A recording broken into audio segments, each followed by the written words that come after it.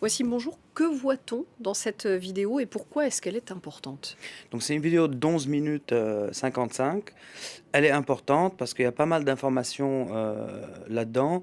Et ce qui est à noter, par exemple, c'est qu'on voit ici donc Mohamed Koufa, Mamadou Koufa, au milieu. Puis on voit en blanc, c'est Iyad Ghali, c'est le chef de la nouvelle faction qui dépend d'Al-Qaïda AQMI au Sahel. Et on voit aussi le barbu, c'est Aboul Houmam, donc c'est un Algérien qui est aussi dans les rangs d'AQMI et dans ce nouveau groupe, Jamaat Nusrat Islam ou Al-Muslimin, qui est actif sur zone. Donc on voit que tous ces trois quand même ont réussi à se réunir. Là on voit Mohamed Koufa et à mettre ça en scène, si je puis dire, malgré la pression militaire, qu'elle soit française ou de la MINUSMA ou des puissances, des autorités locales. Ce qui est intéressant, c'est que comme on l'a vu, la vidéo est taguée avec tous les logos des branches médiatiques d'Al-Qaïda, en partant du Yémen, en passant par AQMI et par Al-Qaïda centrale.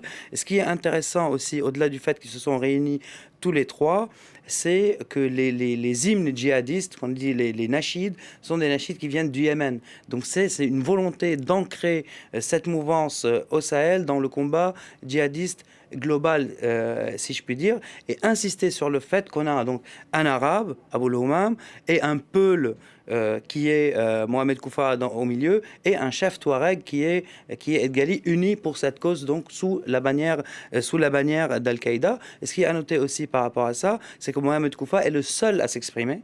Il s'exprime en peul, donc pour toucher la population peul. Les deux autres chefs, donc Iyad Ghali, son chef, ne s'exprime pas et Aboul Houmam ne s'exprime pas non plus. Donc c'est vraiment une vidéo à l'adresse des Peuls et un appel direct à un djihad peul dans la région. Encore une fois, j'insiste là-dessus, sous la bannière d'Al-Qaïda.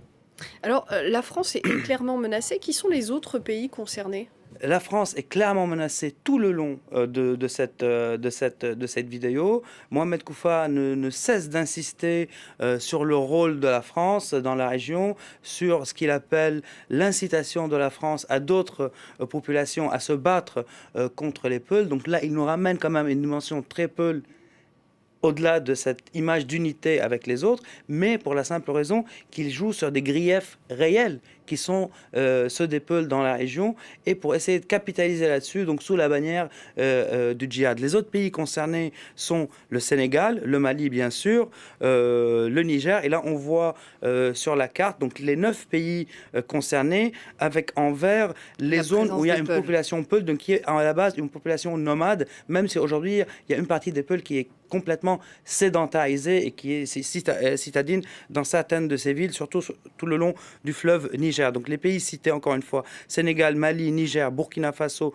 Côte d'Ivoire, Nigeria, Cameroun et la Guinée, je pense, même si dans la traduction arabe c'était écrit Ghana, mais au Ghana il n'y a pas de population Peul. Donc je pense que dans la traduction arabe de la vidéo il y a une erreur et c'est plutôt la Guinée qui est concernée, et que le Bénin aussi est concerné. Donc bien sûr d'après Mohamed Koufa, qui attaque en même temps les Nations Unies, les forces africaines et ce qu'il appelle les apostats chez les Peuls. Donc les Peuls qui n'adhèrent pas à cette cause, djihadiste. Donc, on a beaucoup parlé de ce risque d'un djihad peul qui était plutôt théorique il y a quelques années, mais on a vu que de plus en plus ont décidé de rejoindre les groupes djihadistes.